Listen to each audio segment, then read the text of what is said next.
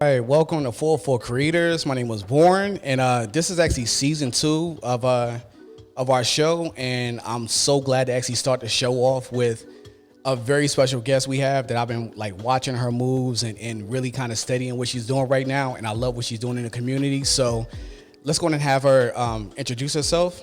What's up? My name is Brittney Witherby, and I basically host networking events for photographers, models, videographers, anybody that just wants to find their community and find their people. I'm a photographer myself, so I just kind of created what I wanted to be a part of. Okay, that's awesome. So let's go and talk a little bit about like how you actually started off as a photographer, as a creative. Was that always something that you were interested in? Definitely. Okay. Even when I was probably elementary school age, I would have like disposable cameras. Okay. My mom and my dad would buy them all the time, and a lot of our family photos are taken from a really low angle, so you can tell it's like miniature me taking them. And I've always loved capturing photos. I remember I had my first Polaroid, and I really found a love for it probably in middle school. Okay. That's when I focused more on like technique and colors and editing and things like that. But then finally, once I got to high school is when I really got trained technically on photography. Okay. So I went to Chamblee High School for 10th grade, and I basically had a choice between, I think it was band, photography, maybe like the home ec class, or like we had a couple different choices for electives. When I saw photography, I was like, that couldn't be more perfect. I knew it was for me. And, we started off the year learning about film cameras and how to develop our own film. So it really gave me the basics of what photography is. Okay. Which I think is essential for anybody. Okay. Because then you can kind of branch out into the creative side, but you have to know what you're doing first. So it mostly happened through my school career. But I've always been creative as far as like drawing and sculpting and just random stuff. Okay, so it sounds like all of that is really amazing, and it's just dope that you're able to take this hobby and like have so much passion for it. And do you think you have like a talent of like seeing that passion in other people and actually trying to nurture that? I think so. Okay. I think I tend to look internally first. Okay. And I think what I see in myself and like the needs that I have as a creative, like whether it's a community or whether it's, other people or a certain type of photography or whatever. And then I find other people that need that same thing. And hopefully bring the best out of whatever they have to give. Okay. Because every creative, everybody's obviously unique. Right. But I definitely want everybody to, be the best at whatever they're doing. Okay. So as far as being a creative, like there's so many different ways of actually learning. Like, I mean, I always say like I'm getting my master's in like YouTube University. It's just like but how important is it for a person in a creative space to have like a formal education? Is that still as important as it used to be? What do you mean by formal? You mean like actually the school system or like classes? Okay, so personally, well, I'm a college dropout. Okay.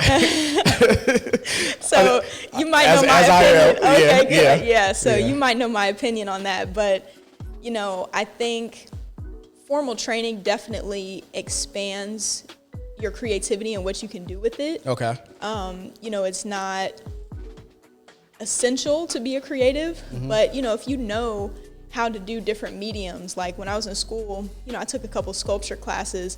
That wasn't necessarily my forte. I liked photography, but now if I'm on a set and somebody needs to build something or put something creative together, I feel more capable to help out in that regard. Okay. And just because every field requires a lot of different skills, not just the one thing.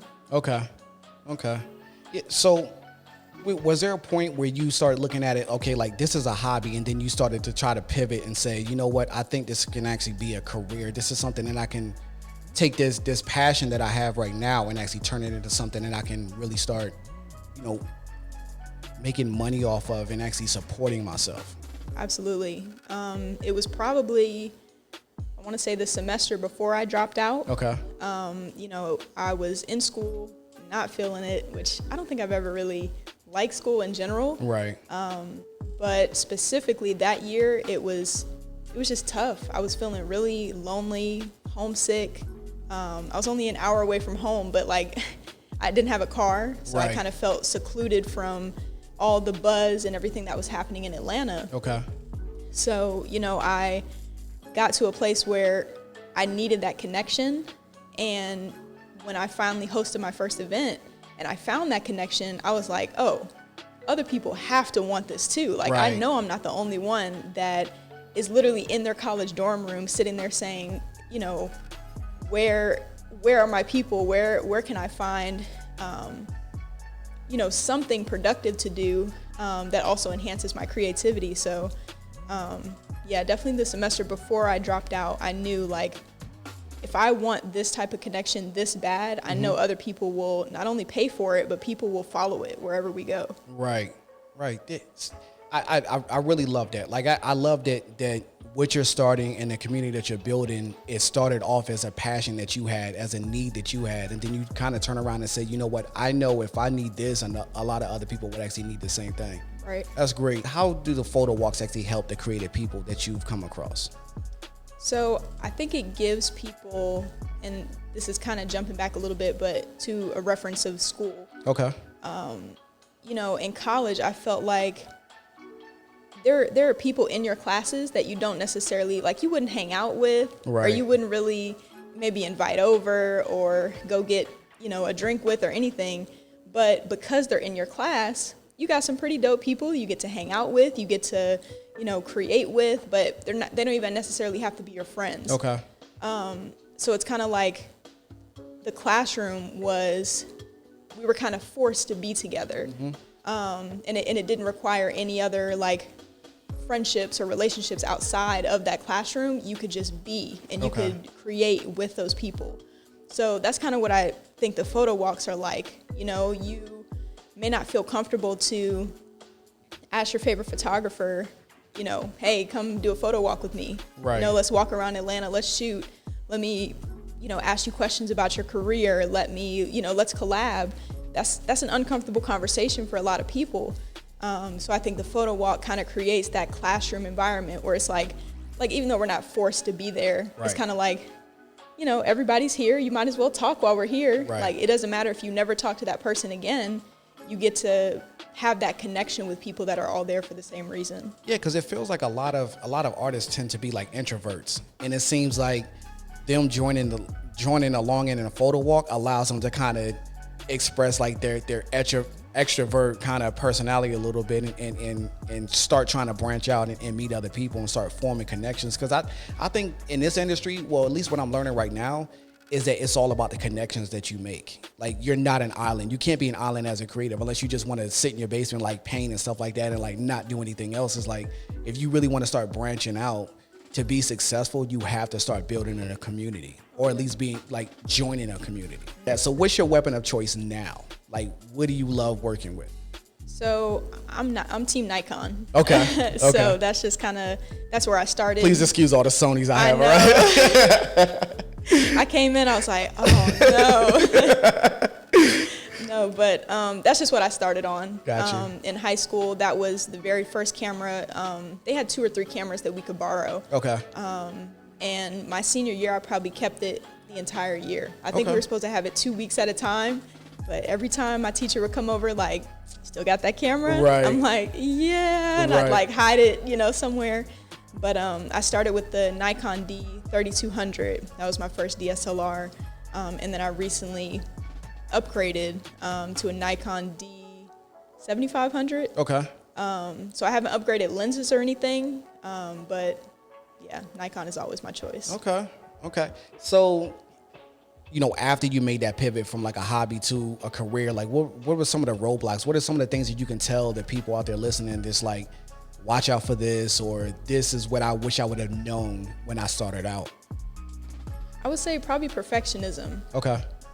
That's something I've struggled with just in the long run, but specifically as a creative. Okay. I find myself not finishing projects, procrastinating on projects, waiting till the last minute just because I want it to be perfect in my mind. And I think that's probably one of the biggest things that hinders most creatives is because we're so self-critical and, we judge ourselves and our work so much, it's hard to just create just for the fun of it. And I feel like a lot of times too, the visions that we have in our head, our skill level is not there yet.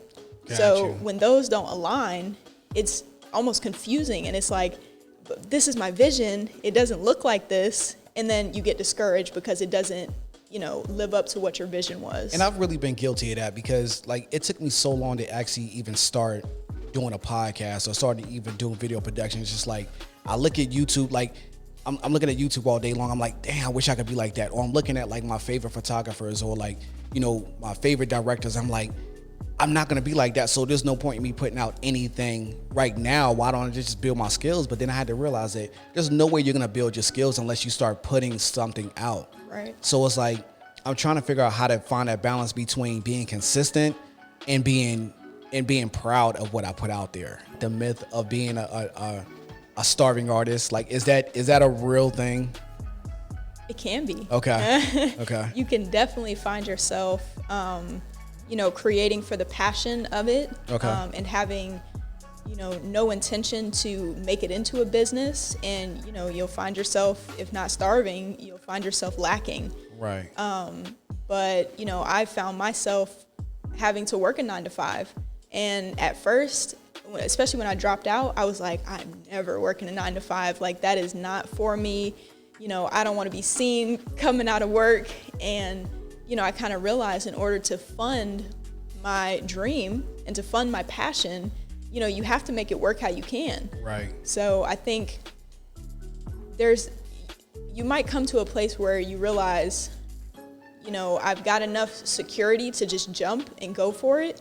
But until then, I always recommend people, you don't have to be starving to be an artist. You can Right. be a 9-to-5 worker and you can still make your dream happen. Right. And eventually that time will come where you're like, oh, I can, push the 9-to-5 to the side, but, you don't have to live below your means simply because you want to be a creative. Right. And I'm still trying to figure that out right now because it's like I have a pretty good balance right now. It's just like my job, just like you say, your job can actually fund your dreams. Like your job can actually be the thing that, I'm spending way too much money on like gear and equipment and stuff like that. But I feel like it's an investment in my future. It's an investment in the passion that I have. And I feel that I'm gonna get that return at some point. But it's just like, especially in the beginning, you're trying to figure out like when to make that leap.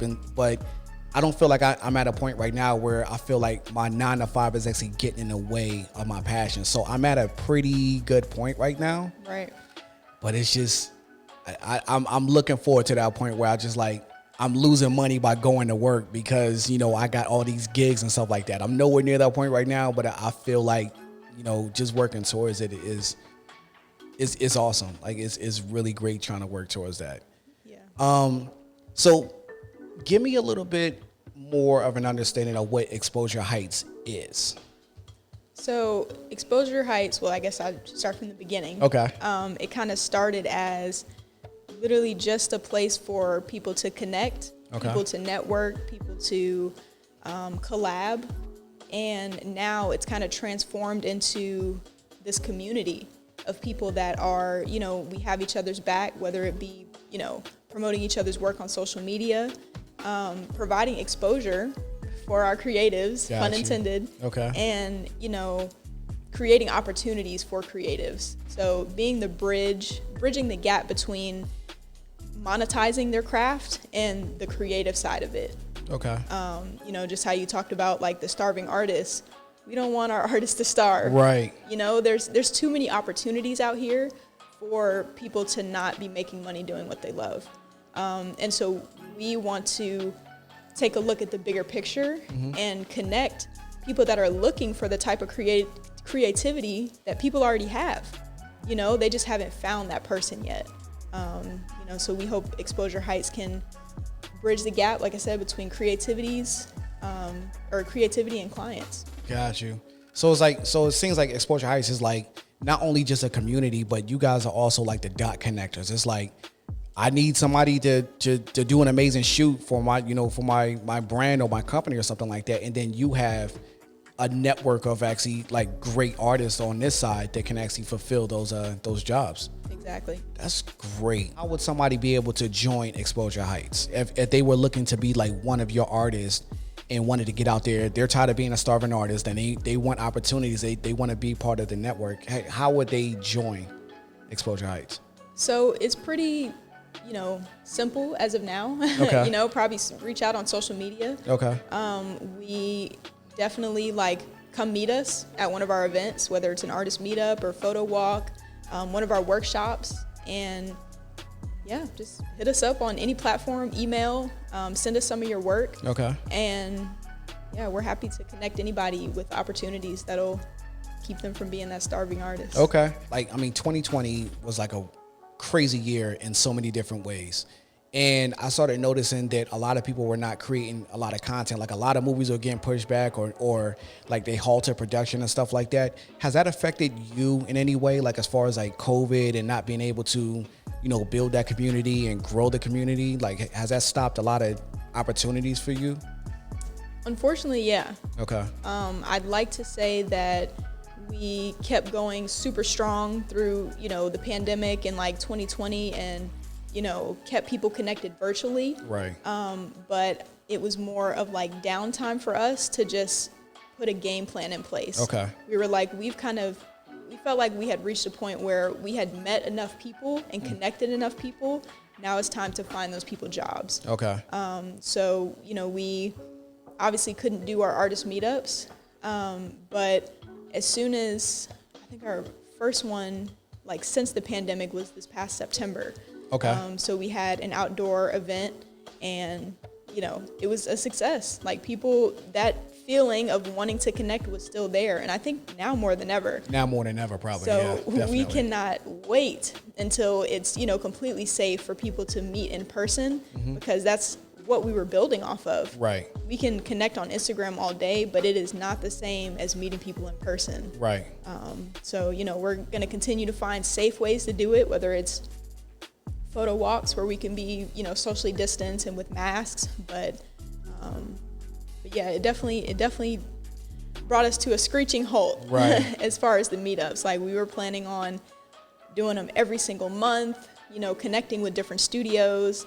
And but it's all about pivoting. And it's all about finding a new route and figuring out what you do best, but in a different way. Yeah, I really feel like 2021 is like the year of the pivot.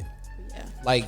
I think, just like you said earlier, that year, 2020, brought everybody to a screeching halt and really gave people a chance to kind of just sit down and figure out what they wanted to do.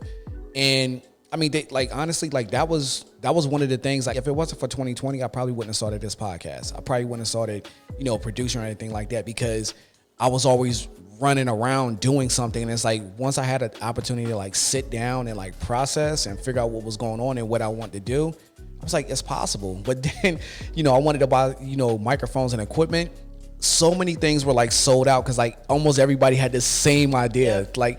Let me try to be creative now. I have so much more free time, or I'm home now, or I'm looking for another opportunity where people don't look at me as an essential worker. So it's now I have to try to find something else to do. Right.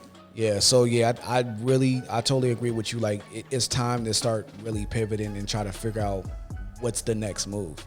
Absolutely. And I'm glad that you're building a community and a space for people to try to, so basically they don't have to figure it all out on their own. They can go to Exposure Heights and actually get a lot of insight, from an expert like yourself and know exactly what's going on in the industry. I think that's dope. How do you build a team around you that helps support the creatives that you're bringing in? So I have to say I am truly blessed with the team that I have. I didn't put out a post, saying, hey, I need a team. I didn't, put out ads on LinkedIn. I just, through the artist meetups is pretty much how I met everybody on my team. Okay. So I have Warren, he's my business partner, and has been truly a blessing to Exposure Heights. Has gotten me through a lot of the technical side of it. Okay. As far as like time management and planning and looking ahead, like, because I'm the creative. Okay. You know, Right. I'd love to say that I'm on top of the books and I know what everything is and does, but sometimes I dream bigger than I can actually plan. Right. So it's the perfect Sometimes you have to combination. have that like left brain, right brain balance, and sometimes Absolutely. you can't find it in yourself, so you have to find it in another person. Absolutely. Okay.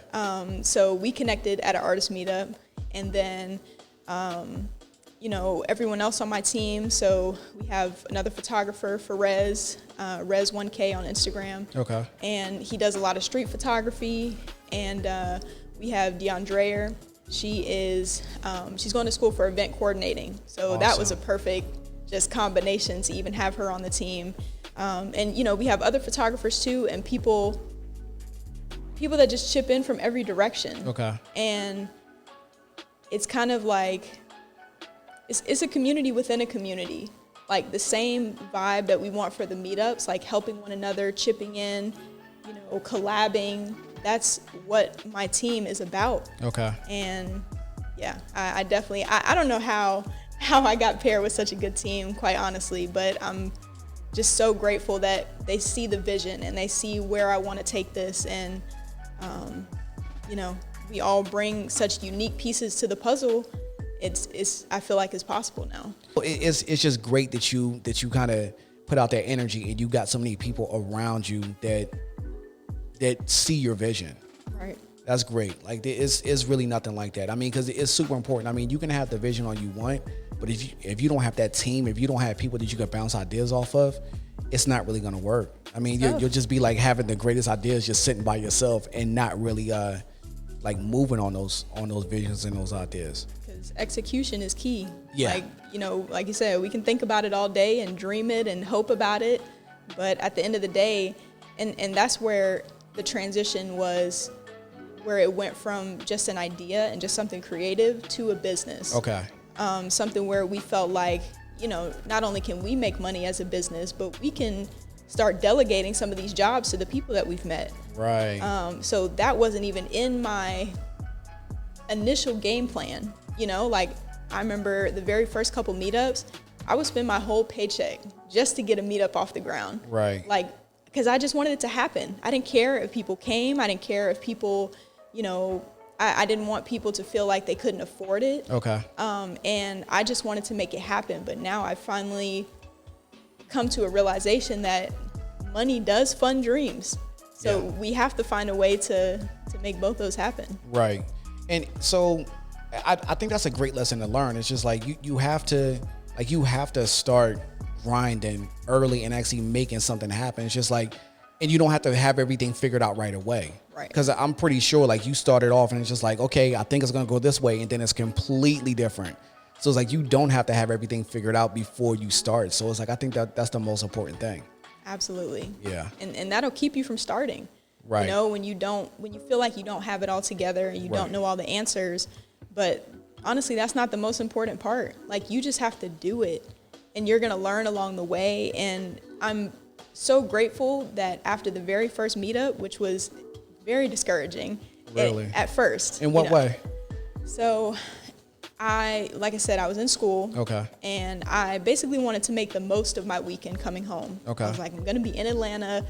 I'm going to send this flyer to 200, 300 creatives. I mean, there's 300 people out there that literally have that first flyer in their inbox right now. Wow. I don't know if they opened it or not. Wow. Yeah. But anybody that I knew that was a photographer, model, you know, creative studio owner. And, you know, the day of, I was like, maybe I won't do this. You know, like, nobody's going to come. Okay. And, you know, people kept texting me left and right, like, oh, Brittney, that's awesome, but, you know, I'm so sorry I can't make it. I mean, probably 30 messages on my way to the meetup, people saying, sorry, I can't make it. Wow. And I was like, this is a complete fail. I can't believe I would even put myself out there like that. I had put, you know, people that I thought would bring other people to the meetup. I put them on the flyer. Not even all of them showed up. Wow. So I was like, what am I doing? Well, like, obviously I'm thinking other people want something that they don't. So we did it at Pond City Market, and I got there. I met 2 people, and actually the first person I met had come all the way from North Carolina, Charlotte, North Carolina. And in that moment, I was like, I was about to turn around. I was about to go home. Right. But this person that doesn't even know me, like, we've never talked before, they see my vision so clearly. And from so far away. Yeah. And not like staying with family. He drove back that same night. Wow. So at that point, when I found out where he was from, I was like, it doesn't matter if nobody else shows up. I'm just glad I did this and didn't go home. And he's sitting here, drove like 3-4 hours. And, I just decided to give up. So that was a truly a moment where I knew somebody gets it. Right. So we ended up having probably 10 people. Okay. I didn't realize that we couldn't take pictures at Pond City Market. Wow. Didn't do my research. Wow. So we were out there, and, security came over and was like, you can't take photos on the premises. I was like, oh my God. You got all these people here. Wow. I was like, I'm supposed to be coordinating an event, and I didn't even know that we can't take pictures. Right. And then, I didn't know that. I go there all the time, but I just never knew that about Pond City Market. And I think it's okay on an individual level. Like, they can take photos. But when you have a organized group, it's a little bit different. And like having the real cameras, because people live on the sides. So I guess the idea is like they don't want professional videography and photography where people live. Gotcha.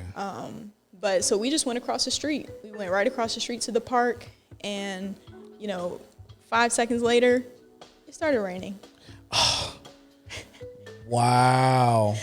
I was like, this can't be happening. I was like, guys, I am so sorry. Wow. Lack of planning on my part, but that's where like my dream and creativity kind of came in, but the plan behind it didn't, add up. Right. But my mom, who is a huge inspiration to me, and just means the world, and she's kept me grounded through all of this. She, told me before I went, whoever is supposed to be there will be there. Gotcha. So it didn't matter how many people were there. The perfect 10 people that I needed to meet that day were there. And it truly showed. Like, through my career, so many photo shoots happened because of those 10 people, so many projects. So once it rained, we all got into Pond City Market. Somebody that came, shout out to Travis, okay. TTP Productions, he actually offered to buy everybody food. That's amazing. It was like the light at the end of the tunnel. Right. I was like, I felt like I messed up this whole thing. And, we just ended up having a great time eating and, just connecting. And I was like, I have to do it again. Okay. I don't care if I send it to 300 people and 10 people show up. It was so true that the people that were supposed to be there, they came. That's amazing. That's amazing. Because it feels like with all the roadblocks that you went through, it seems like something that will make a person give up. But when you realize the reach that you have with those 10 people that showed up, that's enough to really force you to just keep going. Oh, yeah. And then, so I'm sure you learned a lot about like planning and the execution of it. So your next one, was it more successful, you think? Oh, absolutely. Okay. I mean, the first one I came with myself and my camera. The second one, I filled up 2 cars full of stuff. Wow. I did it out at this barn in Lithonia. It's one of my favorite locations to shoot. That's where this most recent one was. Okay. But we went out to the barn.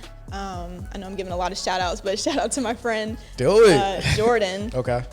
He came through, and he's always just been, a great support system for any idea that I had. And he came through and, co-hosted the meetup with me. Okay. So we had like a changing station, so where models could change clothes. We told people to bring multiple outfits. We had snacks. You were ready this time. Oh, yeah. Oh, yeah. I was like, I checked the weather. Right. I was like, this is not going to be a fail. So my mom, my sister were out there, and we set up the whole thing. I had my camera collection out there where people could like take pictures with not with them, but like as props. Got you. We had props, we had bubbles, we had anything that I could think of to make that event what my vision was, we had. Okay. So yeah, that one was way better. Okay. Not in terms of the people. Like I said, whoever was there was supposed to be there for that first one. So I will never discredit those 10 people. But it felt really good to have, we probably had 20 people out there, but that was huge. Okay. Yeah. I mean, 20 people, that's a lot of, I mean, even honestly for me, I mean, I know you probably sent it out to like way more people, but if you can just like touch like 10 people and really get them to like believe your vision and you really build some great relationships out of that, I mean, that's amazing. But then the next time you get even more. So yeah, that's awesome. So like you talked about your camera collection. Have you lost track of how many cameras you actually own now or? Oh yeah. Oh yeah. That's like if you want to know what to get me for my birthday, for a celebration, anything, it's like, it's a camera. Yeah. Like it doesn't have to work. It can be from a thrift store. It can be, an old Polaroid camera. I just like it. And I think I'm definitely saving them up for our first studio. Okay. I can't wait to just have a wall full of, cool cameras that I've collected over the years. But yeah, I use a couple of them to shoot film, but yeah, those are my babies. That's awesome. Let's talk about some of the workshops that you're proud of.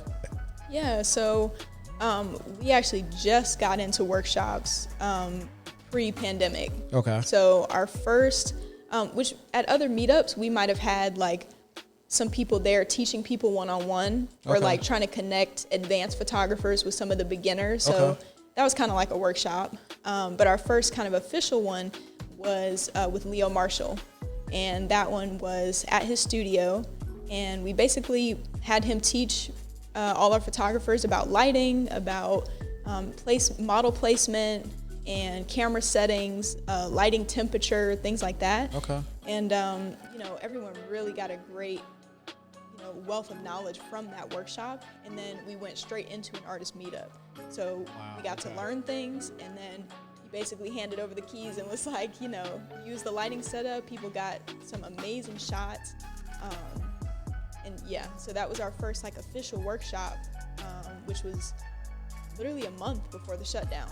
It was February 18th or something like that.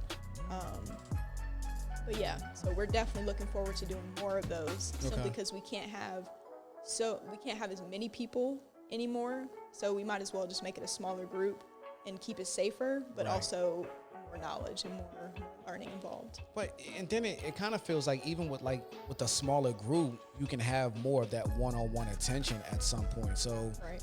I mean, of course you would want to have like 20, 30, 40 people in the studio. I mean, but it seems like this might be, a blessing in disguise that you have to kind of limit it so that you can get like that real attention. I think anybody who joins a workshop would be like, I had a great opportunity to like talk one-on-one with the person who was running it, and I think you'll get more value that way. I think so. Yeah. It can definitely, when it's a lot of people, and even for me, I try to, if not connect with every single person, I try to talk to every single person. Okay.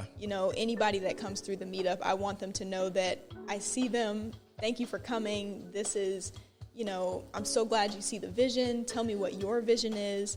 And, but now that it's smaller, I think we can really, it won't just be small talk. We can really kind of get down to the purpose of these meetups, which is to create connections and create relationships and, build people's techniques so they can book jobs. Okay. Now, how do you measure the success of that company? Like, how do you know, like, you made it, like, this is our goal, this is what we want to do, and how do you measure the point where you're like, we're doing it, like, we're successful? Like, how do you measure that? I think it's measured by our community success. Okay. If we can be a part of starting somebody's career, if we can be a part of inspiring somebody or, helping them not be so introverted or connect them with the right people, then that's when we'll know that we've done what we set out to do. So I think it'll be clear, when we start seeing the people that came to some of the first meetups. There was someone that came to a meetup out in Conyers, and she had never modeled before, beautiful girl. Okay. And she, just didn't feel confident in herself to model. And 5 or 6 meetups later, I mean, she comes with different color hair. She's modeling for everyone. I mean, you would not know that a couple months before she had never modeled before. Wow. So that's the inspiration that we hope to instill in all our creatives. And we, like I said, we've seen the growth. You know, we have some twins that come to the meetup, Colin and Kyle, and they, you know, started off just really shy, you know, making connections a little bit at the first one, but just kind of kept to themselves.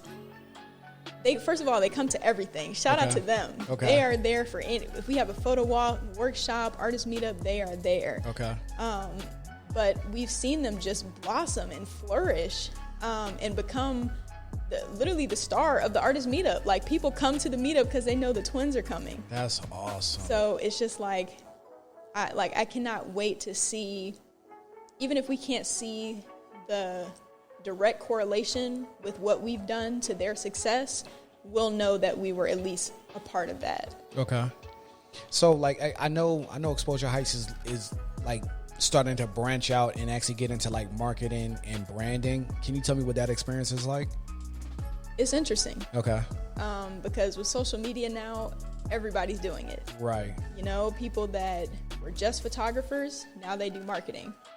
So it's definitely a very saturated industry. Okay.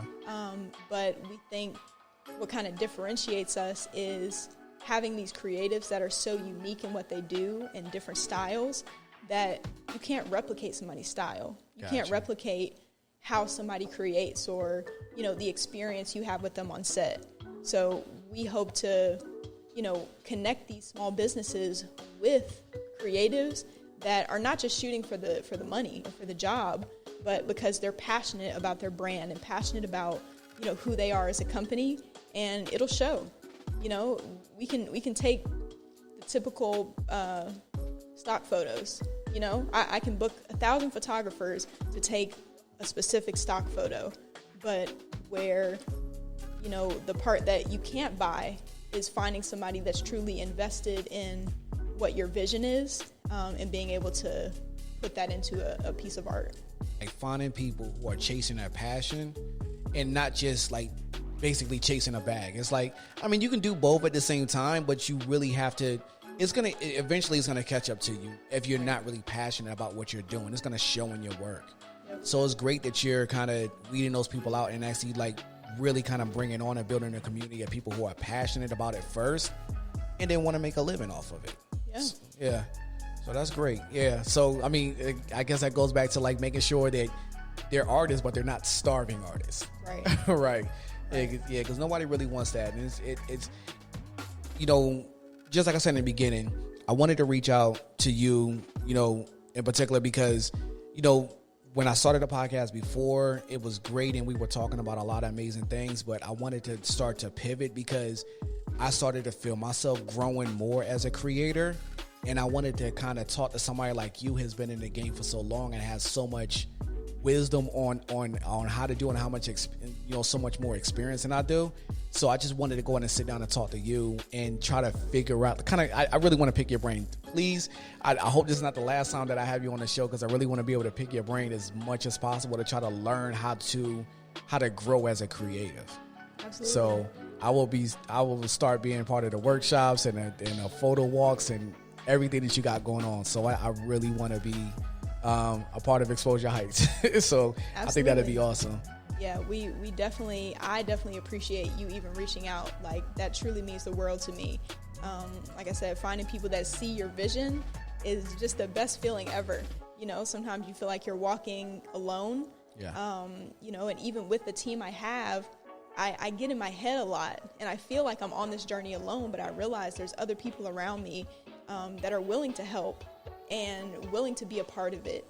So, you know, having another person that, like I said, sees the vision is truly inspiring. And I really, you know, admire what you're doing. Thank you. Yeah, because I've been seeing it for a while, but it's just like because there was another creative named David that actually told me about you, and he was just like, yeah, you need to go in and talk to her. She's actually building a community. But I had like a little small point and shoot camera, then I had a 360 camera. I was like, I'm not gonna get out there. These people got these big old DSLR. I was like, I was like, I can't get out there with that. So it's like now that I feel like I'm building my little small arsenal, I can kind of get out there and actually learn something and actually have the equipment that I need. So I'm glad that I have, even if I don't get out there and I'm not the best photographer, at least I have a platform. At least I'm building a platform that would allow people like you to come on so you can explain to me how to be a better creative. So like I love the ability for us to be able to work together and actually,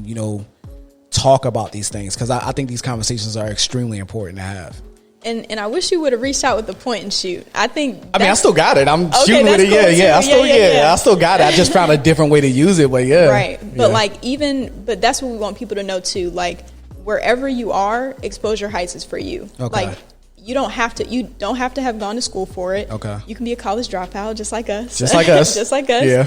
And you can be shooting on your iPhone.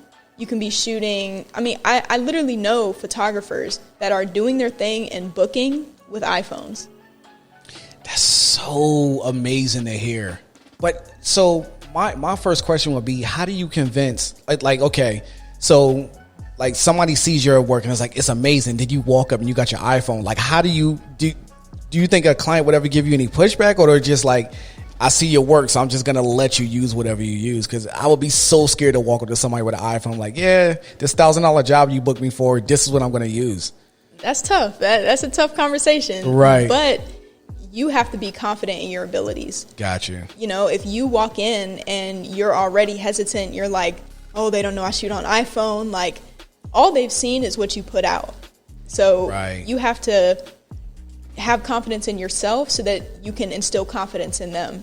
It's like, it doesn't matter what I have in my hand. You can be shooting with literally anything and do your thing. Okay. I hear people say that all the time. Like, it does not matter what camera you have. It doesn't matter if it's a $100 camera, it's one you found at a thrift store, if it's, an old film camera, whatever it is. First of all, Exposure Heights is where you can be, because you're going to meet other people on different skill levels that'll help you grow and enhance those skills. But never feel like your equipment is the reason you can't do what you're supposed to be doing. Okay. Because it literally has nothing to do with, obviously as you get to a certain level, you want a different level of quality. Right. But as far as like starting off and finding your creative voice, which is, I would say, probably 70% of the journey. I can't imagine people getting to the end of that 70% and like not wanting to upgrade. Got you. But you spend a lot more time finding your creative vision than you do actually creating the best work of your life. Okay. So don't worry about quality. Don't worry about how expensive your equipment is. Just do what you're supposed to do. And, in time, you'll be able to upgrade. You'll be able to, do bigger things. Yeah, because honestly, like, that was one of the things that held me back for so long. I'm like, I don't have this, and then, I don't have this equipment. I don't have like this sound recorder. I don't have these expensive microphones. It took me forever to try to do something. Yeah. And then I started kind of just trying to reprogram my brain, starting to like watch different videos than I used to watch, and listen to different people, and start hanging out in different peer groups and trying to find other peers. It was like in these industries that I was so much interested in. Right. And it allowed me to be like, I started my first podcast on my phone. I'm just going to sit my phone down on the table and just do it. And eventually I start upgrading, but I realized that you don't need to upgrade to all of this expensive stuff before you start on your journey. I think that's very important. So with you saying that with Exposure Heights, bring your iPhone, bring your point and shoot camera. You don't have to wait until you have like this big crazy Nikon camera. Like, I can even bring my Sonys and not be ashamed. So maybe a little bit ashamed. Just a little bit. But okay. No, yeah, but come as you are. Okay. That's what I want everybody to know. Come whatever level, however much equipment you have. Even if you don't have a camera, right? Somebody at the artist meetup will probably let you end up using their camera. Like, that's awesome. That's the vibes that we want to create and that we have created. That's a real community. Exactly. Yeah. Exactly. Where it's not about, because photography is such a individual industry. Okay. We rarely connect with other photographers because it's a one man, one woman job. Like, right. we don't have to interact with other creatives to do photography. Okay. I mean, unless it's like on a bigger scale where we need makeup and hair and all that. So this, through the artist meetups, it creates a space where you're kind of forced to walk elbow on elbow with people that are doing the same thing.